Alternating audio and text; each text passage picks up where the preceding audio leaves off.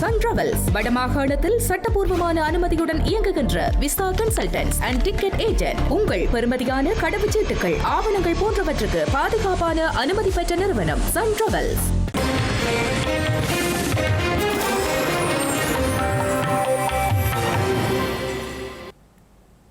வணக்கம். இது ஐபிசி தமிழின் காலை நேர பிரதான செய்திகள். முதலில் தலைப்புச் செய்திகள். யாழில் அர்ஜுனாவுக்கு செருப்பு மாலை. கஜேந்திரகுமார் பொன்னம்பலத்தை விமர்சித்த நிலையில் நகர்வு. திருகோணமலை நிலத்தடி சிறைச்சாலையை பார்வையிட்ட நீதிபதி அறிக்கை சமர்ப்பிக்குமாறு குற்றப்புலனாய்வு பிரிவுக்கு உத்தரவு. செம்மணியை பார்வையிடவுள்ள நீதி அமைச்சர். போராட்டத்திற்கு அழைப்பு விடுத்த காணாமல் ஆக்கப்பட்டவர்களின் உறவுகள். மாகாணத்தில் உள்ள அதிகாரங்களை மத்திக்கு கொண்டு செல்ல முயற்சி. தெல்லிப்பளை வைத்தியசாலையை மாற்றும் முயற்சி தொடர்பில் முன்னணி விசனம். மேகதாது அணைக்கு எதிராக சட்டசபையில் தனி தீர்மானம். முதல்வர் விஜய் முன்னெடுப்பு. ஈரானுக்கு எதிரான கடற்படை முற்றுகையை விலக்கிய அமெரிக்கா. உடன்படிக்கை கையொப்பமிட்ட நிலையில் நடவடிக்கை. இனி விரிவான செய்திகள். யாழ்ப்பாணம் பிரதான வீதியில் நாடாளுமன்ற உறுப்பினர் ராமநாதன் அர்ஜுனாவின் பதாதைக்கு செருப்பு மாலை அணிவிக்கப்பட்டுள்ளது. வலிகாம வடக்கு பிரதேச செயலக அபிவிருத்தி கூட்டத்தின் போது ஸ்ரீலங்கா நாடாளுமன்ற உறுப்பினர் அர்ஜுனா தமிழ் தேசிய மக்கள் முன்னணியின் தலைவரும் நாடாளுமன்ற உறுப்பினருமான கஜேந்திரகுமார் பொன்னம்பலத்தினை விமர்சித்த நிலையில் அவரின் பதாதைக்கு செருப்பு மாலை அணிவிக்கப்பட்டுள்ளது. நாடாளுமன்ற உறுப்பினர் ராமநாதன் அர்ஜுனாவின் அண்மைக்கால செயற்பாடுகள் தொடர்பில் பல்வேறு தரப்பினரும் விமர்சனங்களை முன்வைத்து வருகின்றனர். குறிப்பாக கடந்த வாரம் தென்னிலங்கையில் இடம்பெற்ற நிகழ்வொன்றில் மஹிந்தவை தனது ஜனாதிபதி என நாடாளுமன்ற உறுப்பினர் ராமநாதன் அர்ஜுனா கூறியிருந்தார். இந்த நிலையிலேயே அர்ஜுனாவின் பதாகைக்கு அடையாளம் தெரியாத நபர்களினால் செருப்பு மாலை அணிவிக்கப்பட்டுள்ளது. அர்ஜுனா ராஜபக்ஷ ஈனப்பிறவி என எழுதப்பட்ட பதாதையில் செருப்பு மாலை அணிவிக்கப்பட்டுள்ளது. வலிகாமம் வடக்கு பிரதேச செயலக அபிவிருத்தி கூட்டத்தின் போது ஸ்ரீலங்கா நாடாளுமன்ற உறுப்பினர் ராமநாதன் அர்ஜுனா தமிழ் தேசிய மக்கள் முன்னணியின் தலைவரும் நாடாளுமன்ற உறுப்பினருமான கஜேந்திரகுமார் பொன்னம்பலத்தினை கீழ்த்தரமான வார்த்தை பிரயோகங்களை பயன்படுத்தி பேசியமை தொடர்பில் பல்வேறு தரப்பினரும் விமர்சனங்களை வெளியிட்டு வருகின்றனர். பொதுக்கூட்டங்களில் அரசு அதிகாரிகள் முன்னிலையில் இவ்வாறு குறித்த நாடாளுமன்ற உறுப்பினர் செயற்பட்டு வருகின்றமை கீழ்த்தனமானது எனவும் தெரிவிக்கின்றனர். முழு கல்லையில பார்த்தோம் நீங்க எந்த எங்க ஒடிக்காம சபை பண்ணது நீ எந்த சபை பண்ணீங்களா முழு கல்லையில பார்த்தோம் நீங்க முழு பேய் சொல்லி வந்து ஓடிட்டீங்க ஓடிட்டீங்க முழு கல்லறை வாங்கல முழு கல்லறை வாங்கல என்ன நீ பொறுப்பில்லை நீ டிபடி ஆடியா இல்லையா நீ டிபடி ஆடியா இல்லையா நீ என்ன பேசுற நீ டிபடி ஆடியா இல்லையா நீ 19 நீ கேட்கல முடியாது தூக்கி அடிப்பேன் நாய் தூக்கி அடிப்பேன் வாய் மூடிக்கொண்டு தூக்கி அடிப்பேன் வாய் மூடிக்கொண்டு 2013 எடுக்கல சரிதானே அடே மூலசிக்கு எத்தனை வேண்டும் மூணு பெரிய பேச்சு கொண்டது தொண்ணூற்றிய நாசமாக்கினேன் எப்படி நாசமாக்கினேன் ஒப்பந்த பேர் இல்ல ஒப்பந்த பேர்ல முடிக்க கொண்டு போய் மத்திய கொடுக்கும் ஒப்பந்த பேர்ல அதெல்லாம் பேசிய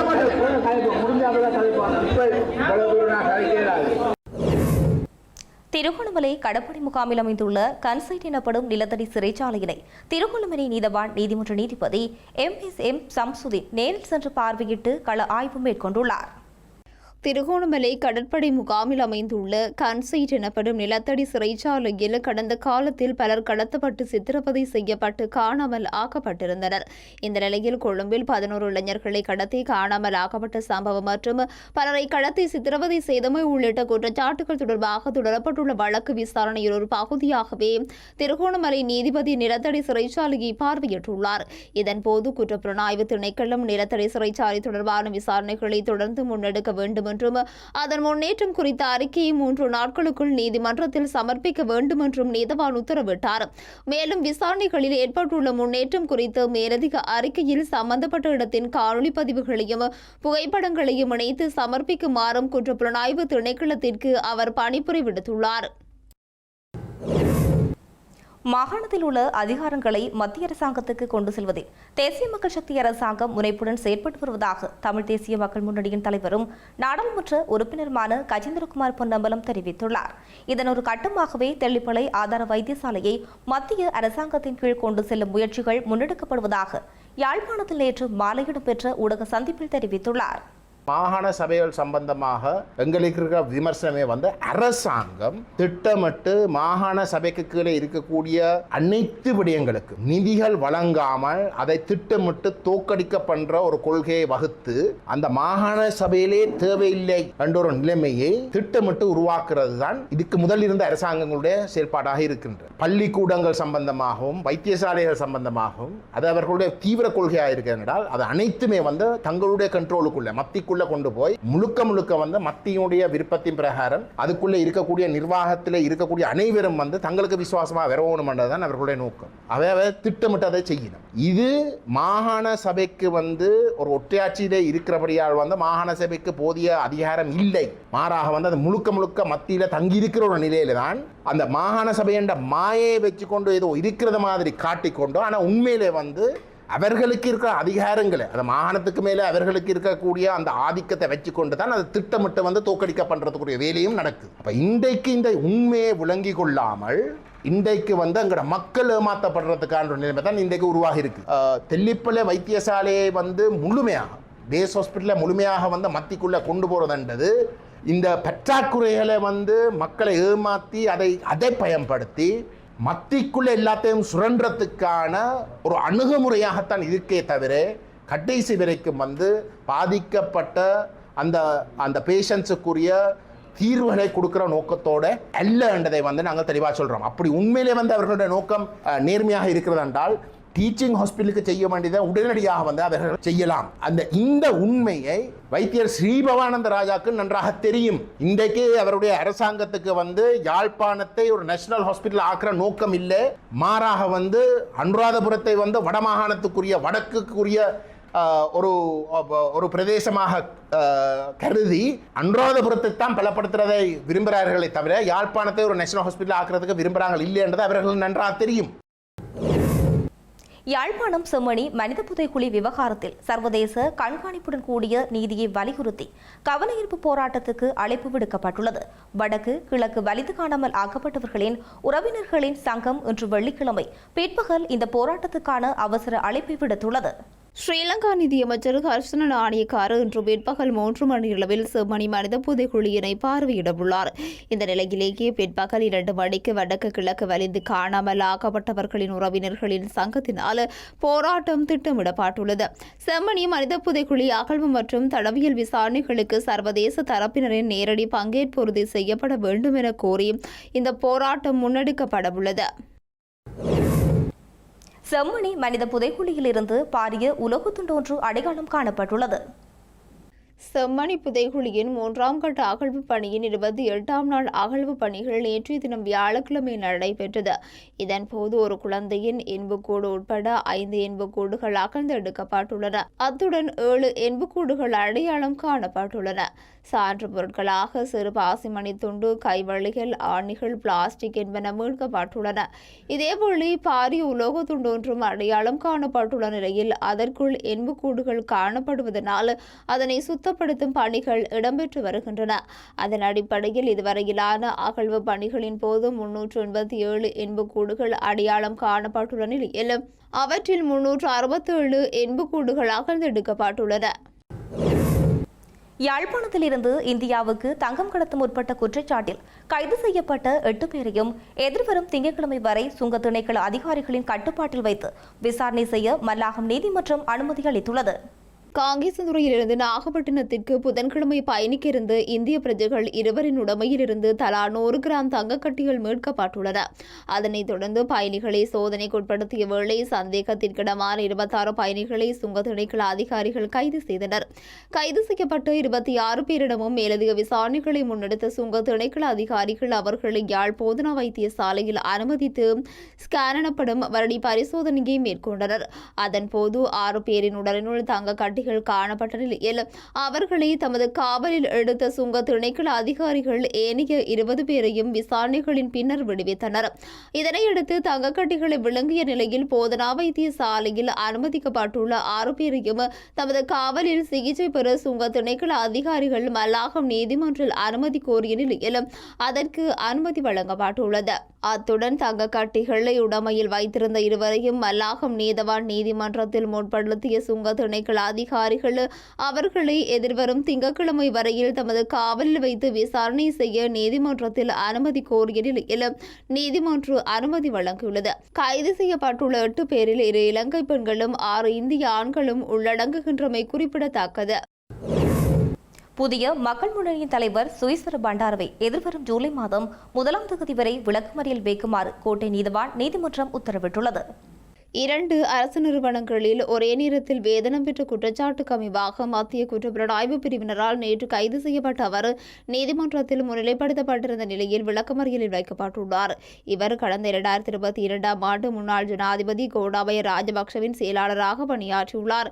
அதே கால பகுதியில் அப்போதைய ஜனாதிபதி செயலகத்தின் திட்ட பணிப்பாளராகவும் கடமையாற்றியுள்ளார். இவ்வாறு ஜனாதிபதி செலவின தலைப்பின் கீழ் ஒரே நேரத்தில் 2 பதவிகளுக்கான வேதனத்தை பெற்றுக் கொண்டதாக தெரிவிக்கப்படுகிறது. வவுனியா வெங்கலச்செட்டிக்குளம் பிரதேச செயலாளர் சுலோச்சினி குகன் பொதுச்சேவை ஆணைக்குழுவினால் பணித்தடை செய்யப்பட்டுள்ளார். வவுனியா மாவட்ட கமநல அபிவிருத்தி திணைக்களத்தின் உதவி ஆணையாளராக அவர் பணியாற்றிய காலப்பகுதியில் இடம்பெற்றதாக கூறப்படும் மோசடி தொடர்பில் லஞ்சம் மற்றும் ஊழல் ஒழிப்பு ஆணைக்குழு உயர்நீதிமன்றத்தில் வழக்கு தாக்கல் செய்துள்ளது. இதனையடுத்து பொதுச்சேவைகள் ஆணைக்குழு அவரை பணியிலிருந்து இடைநிறுத்தும் நடவடிக்கை மேற்கொண்டுள்ளது. மட்டக்களப்பு காத்தாங்குடி பகுதியில் 10 மற்றும் 12 வயது சிறுமிகளை பாலியல் துஷ்பிரயோகத்துக்கு உட்படுத்திய 54 வயதுடைய நபர் கைது செய்யப்பட்டுள்ளார். அதே நேரம் தனது மகள் பாலியல் துஷ்பிரயோகம் மேற்கொள்ளப்பட்டுள்ளார் என்ற சம்பவத்தை அறிந்த தந்தை நஞ்சு அறிந்து தற்கொலை செய்து கொண்டுள்ளார். காத்தான்குடியில் 54 வயதுடைய நபர் ஒருவர் தனது வீட்டிற்கு அருகில் உள்ள 12 வயது சிறுமியின் வீட்டிற்கு வழக்கமாக சென்று வந்துள்ளார். இந்த நிலையில் கடந்த சில வாரங்களுக்கு முன்னர் குறித்த சிறுமியின் வீட்டுக்கு சென்றபோது சிறுமியின் பெற்றோர் வெளியில் சென்றுள்ள நிலையில் சிறுமியும் அவரது நண்பியான பக்கத்து வீட்டைச் சேர்ந்த 10 வயது சிறுமியும் தனிமையில் இருந்துள்ளனர். இதனையடுத்து குறித்த நபர் 12 வயது சிறுமியை பாலியல் துஷ்பிரயோகம் மேற்கொண்டுள்ளதுடன் 10 வயதுடைய சிறுமியையும் துஷ்பிரயோகம் மேற்கொள்ள முயற்சித்த நிலையில் சிறுமி அங்கிருந்து தப்பியோடி சென்றுள்ளார். இதன் பின்னர் 12 வயது சிறுமிக்கு நடந்ததை பார்த்த 10 வயது சிறுமி பாடசாலையில் கேலி செய்த நிலையில் ஆசிரியருக்கு தெரிய வந்துள்ளது. இதனையடுத்து ஆசிரியர் பாதிக்கப்பட்ட சிறுமியின் தாயாரை அழைத்து தெரியப்படுத்தியுள்ளார். இந்த நிலையில் பாதிக்கப்பட்ட சிறுமியின் தாயார் காத்தான்குடி காவல் நிலையத்தில் முறைப்பாடு செய்த நிலையில் திருமணம் முடித்து மனைவியை விவாகரத்து செய்துள்ள ஒரு கையும் காலும் இயங்காத 54 வயதுடைய விசேட தேவையுடையவர் நேற்று கைது செய்யப்பட்டுள்ளார். அத்துடன் பாதிக்கப்பட்ட சிறுமிகளை மருத்துவ பரிசோதனைக்காக வைத்தியசாலையில் அனுமதித்துள்ளனர். இந்த நிலையில் பாலியல் துஷ்பிரயோகத்திற்குள்ளான 12 வயது சிறுமியின் தந்தை தனது மகளுக்கு நடந்த அவமானத்தை தாங்க முடியாது நஞ்சருந்தி தற்கொலை செய்து கொண்ட நிலையில் சடலமாக மீட்கப்பட்டுள்ளார். இது தொடர்பான மேலதிக விசாரணைகளை காவல்துறையினர் மேற்கொண்டு வருகின்றனர். இதேவேளை தற்கொலை செய்து கொண்டவர் ஏற்கனவே ஒரு கொலை சம்பவம் தொடர்பில் கைது செய்யப்பட்டு பிணையில் விடுவிக்கப்பட்டார் என்பதும் குறிப்பிடத்தக்கது. மேகதாது அணைக்கு எதிராக சட்டசபையில் இன்று தமிழக முதலமைச்சர் விஜய் தனி தீர்மானம் ஒன்றை முன்மொழியவுள்ளார். மேகதாது அணை திட்டத்தை அனுமதிக்கக்கூடாது என மத்திய அரசை வலியுறுத்தும் வகையில் முதலமைச்சர் விஜய் தனி தீர்மானத்தை முன்மொழியுள்ளதாக தகவல்கள் வெளியாகியுள்ளது. கர்நாடக அரசின் மேகதாது அணை திட்டத்திற்கு தொழில்நுட்பம், சுற்றுச்சூழல் உட்பட எந்தவித அனுமதியும் அளிக்கக்கூடாது என மத்திய அரசை இந்த பேரவை வலியுறுத்தவுள்ளது. காவிரி பிரச்சினை தமிழ்நாடு மற்றும் கர்நாடகா மாநிலங்களின் உணர்வுபூர்வமான பிரச்சினையாகும் எனவும், எனவே கர்நாடக அரசு மேகதாதுவிலேயே அல்லது காவிரி படுக்கையில் வேறு எந்த இடத்திலோ அணுகிறது எந்தவித புதிய நீர்த்தேக்க திட்டத்தையும் பிற படுக்கை மாநிலங்களின் இசைவு இல்லாமலும் மத்திய அரசின் ஒப்புதல் இல்லாமலும் மேற்கொள்ளக்கூடாது என கர்நாடக அரசை அறிவுறுத்தும் வகையில் இந்த தீர்மானம் மேற்கொள்ளப்பட உள்ளது. இந்த தீர்மானத்தை முதலமைச்சர் முன்மொழிந்ததும் அதன் மீது சட்டமன்ற உறுப்பினர்கள் விவாதிக்க உள்ளனர். மத்திய கிழக்கு போரை முடிவுக்கு கொண்டு வருவதற்கான உடன்படிக்கை ஒன்றில் ஈரான் மற்றும் அமெரிக்கா ஆகிய நாடுகள் கையெழுத்திட்ட நிலையில் ஈரானுக்கு எதிரான தனது கடற்படை முற்றுகையை அமெரிக்கா நீக்கியுள்ளது. அமெரிக்க ஜனாதிபதியின் உத்தரவுக்கிணங்க இந்த முற்றுகை முடிவுக்கு கொண்டு வரப்பட்டுள்ளதாக அமெரிக்க மத்திய கட்டளையகம் தனது எக்ஸ் தளத்தில் உறுதிப்படுத்தியுள்ளது. எனினும் சில அமெரிக்கா போர்க்கப்பல்கள் இன்னும் பொதுவான பிராந்திய பகுதியில் தரித்திருக்கும் என்றும் அந்த கட்டளையகம் தெரிவித்துள்ளது.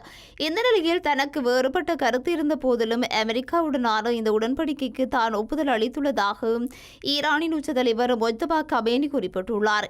எனினும் அந்த வேறுபட்ட கருத்து என்ன என்பதை அவர் வெளியிடவில்லை. இருந்தபோதும் ஈரானிய ஜனாதிபதி மசூத் பெசகியன் ஈரானின் தேசத்தின் உரிமைகளை பாதுகாப்பேன் என அளித்த உறுதியின் பின்னரே இதற்கு அனுமதி வழங்கியதாக உச்ச தலைவர் கூறியுள்ளார். மேலும் ஜனாதிபதி ட்ரம்ப் நம்பிக்கையற்ற நிலையில் இந்த உடன்படிக்கையை கொண்டுவர அனைத்து வகையான செல்வாக்குகளையும் பயன்படுத்தினார் என்றும் கமேனி தெரிவித்துள்ளார். எதிர்காலத்தில் தெஹ்ரானுக்கும் வாஷிங்டனுக்கும் இடையே நேரடி பேச்சுவார்த்தைகள் இடம்பெற்றாலும் அது எதிரியின் நிலைப்பாட்டை ஏற்றுக்கொள்வதாக அர்த்தப்படாது என்றும் உச்ச தலைவர் சுட்டிக்காட்டியுள்ளார்.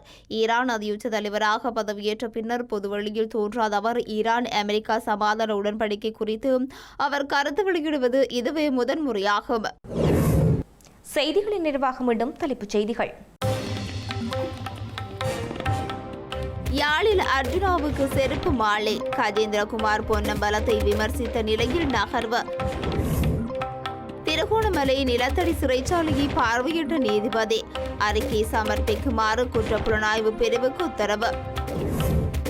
செம்மணியை பார்வையிடவுள்ள நீதி அமைச்சர், போராட்டத்திற்கு அழைப்பு விடுத்த காணாமல் ஆக்கப்பட்டவர்களின் உறவுகள். மாகாணத்தில் உள்ள அதிகாரங்களை மத்திக்கு கொண்டு செல்ல முயற்சி, தெல்லிப்பளை வைத்தியசாலையை மாற்றும் முயற்சி தொடர்பில் முன்னணி விசனம். மேகதாது அணைக்கு எதிராக சட்டசபையில் தனி தீர்மானம், முதல்வர் விஜய் முன்னெடுப்பு. ஈரானுக்கு எதிரான கடற்படை முற்றுகையை விலக்கிய அமெரிக்கா, உடன்படிக்கை கையொப்பமிட்ட நிலையில் நடவடிக்கை. இத்துடன் ஐபிசி தமிழின் காலை நேர பிரதான செய்திகள் நிறைவடைகின்றன. உடனுக்குடன் செய்திகளை அறிந்து கொள்ள ibctamil.com என்ற எமது இணையதளத்தை பார்வையிடுங்கள். வணக்கம்.